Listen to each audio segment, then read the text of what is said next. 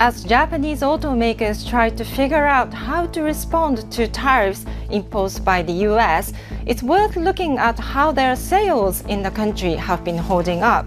Toyota is launching a new version of its bestseller, the RAV4, but there are some headwinds when it comes to tariffs, and of course that involves where they make them. The US government is weighing a 25% tariff on Japanese vehicles, citing national security concerns.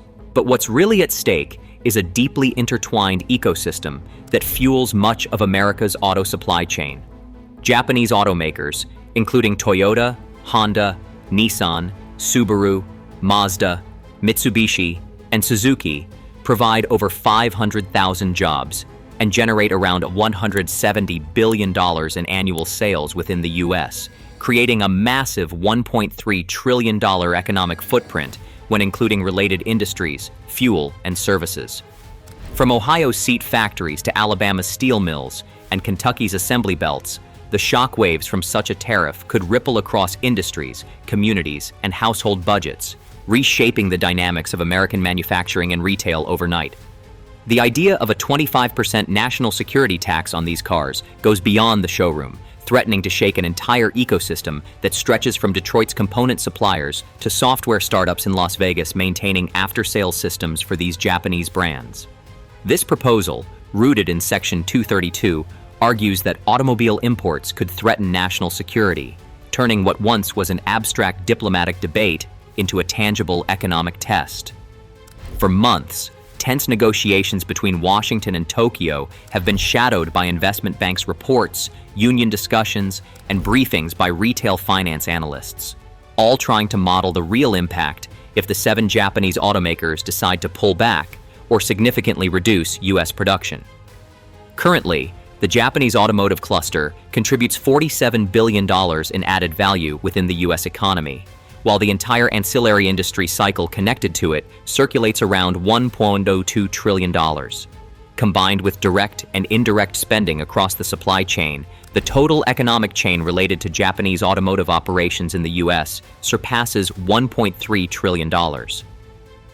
The supply chain's role in the American economy functions like a centrifugal motor, powering hundreds of sectors from steel mills and logistics companies to upholstery workshops and local parts manufacturers, ensuring that the impact extends far beyond sedans on the assembly lines. Production data from 2023 underscores this impact.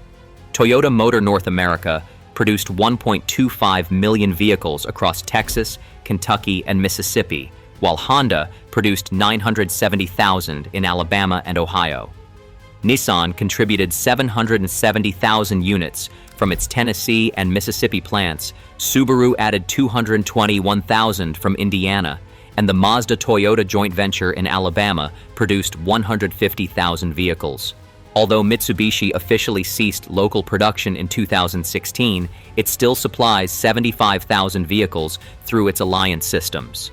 Including imported units, these brands sold 6.32 million units in 2023, capturing 43.6% of the U.S. passenger and light commercial vehicle market. When broken down, Toyota Lexus sold 2.28 million units in 2023, Honda Acura sold 1.34 million, and Nissan Infiniti reached 783,000 units, while Subaru and Mazda maintained strong volumes, and even Suzuki's motorcycle and motorhome operations contributed to this extensive network. With an average dealer exit price of $38,650 per vehicle, the revenue from Japanese brand vehicle sales alone reached nearly $170 billion in 2023. This massive revenue stream contributed approximately $24.8 billion to the U.S. tax system through corporate income tax, state sales taxes, federal payroll taxes, and Social Security contributions. Factoring in non-tariff component taxes, domestic energy, and infrastructure costs associated with manufacturing, the direct tax flow increased to $31.3 billion, which could fund multiple years of education and healthcare budgets for states like Ohio, Alabama, and Kentucky. The imposition of a 25% tariff threatens to destabilize this system. Japanese automakers have spent decades building local content ratios in their U.S. operations to hedge against fluctuations in trade policy. For instance, Toyota's San Antonio Tundra Sequoia line uses 65% North American content. The Kentucky Camry RAV4 line uses 72%. Honda's Marysville Civic line uses 68%. Nissan's Smyrna Rogue Pathfinder line uses 58%, and Subaru's Lafayette plant uses 52%. Despite these high local content ratios, the additional tariff would not only apply to finished imported units, but also to essential components like transmissions, batteries, and technology parts sourced from Japan and Mexico. This double cost impact could erode thin operating margins: 7.1% for Toyota, 5.6% for Honda, 4.3% for Nissan, and 8.8% for Subaru, potentially pushing these companies into losses, especially when combined with the rising cost of hybrid engine technology already being absorbed into pricing. Such financial pressures could force Japanese automakers to consider scaling back U.S. operations, delaying investments, or even relocating production to other markets with more favorable trade conditions. The potential withdrawal or reduction in local production would impact employment immediately and deeply. Toyota, for example, supports 35,200 direct jobs and 90,400 indirect jobs in the U.S., while Honda supports 28,100 direct jobs, along with tens of thousands indirectly, across its extensive supplier networks. Similar figures apply to Nissan, Subaru, Mazda, Mitsubishi, and Suzuki's networks, collectively impacting more than 500,000 American workers directly, and many more indirectly, through the interconnected supply chain, local businesses, and service industries that thrive around automotive manufacturing hubs. The threat is not merely theoretical. If Japanese automakers are forced to pass on tariff costs to consumers, the price of popular models like the Toyota Camry, Honda Accord, Nissan Rogue, and Subaru Outback could rise sharply, affecting affordability for middle-class American families and shifting demand patterns in the market. Consumers, already grappling with inflationary pressures and high interest rates, could defer purchases, leading to lower sales volumes that ripple through local dealerships, repair shops, parts suppliers, and logistics networks, compounding the economic damage. Additionally, the Japanese automakers' significant investments in electric vehicle and hybrid production within the U.S. could face delays or cancellations, impacting the country's clean energy and emissions goals. These companies have been crucial in bringing affordable hybrid options to the American market, supporting the transition to lower emission vehicles in a cost-effective manner. Higher prices driven by tariffs could slow this transition, hindering U.S. environmental policy objectives while also making the EV market more volatile.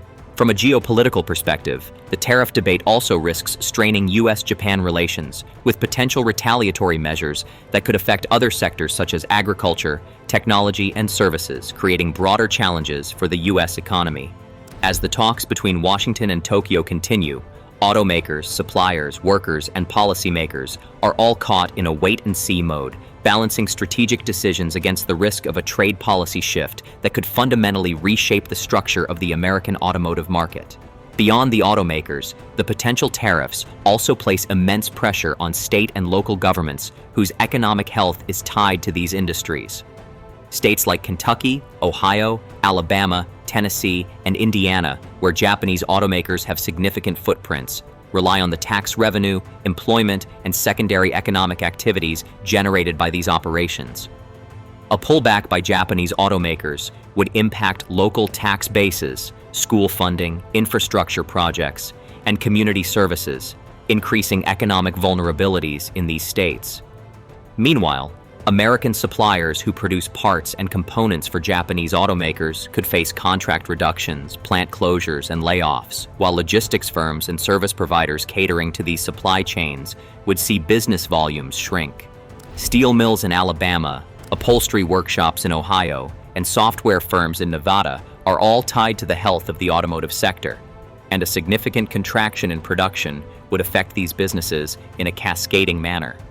For the broader economy, the $1.3 trillion cycle tied to Japanese automakers is more than a statistic. It is a system of paychecks, business contracts, and community stability.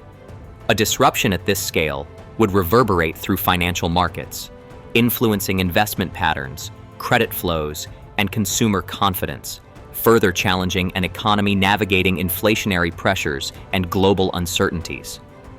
In essence, the proposed 25% tariff on Japanese vehicles represents a high-stakes gamble that could lead to far-reaching consequences across the U.S. economy, impacting jobs, prices, investment, and even the trajectory of the country's clean energy transition.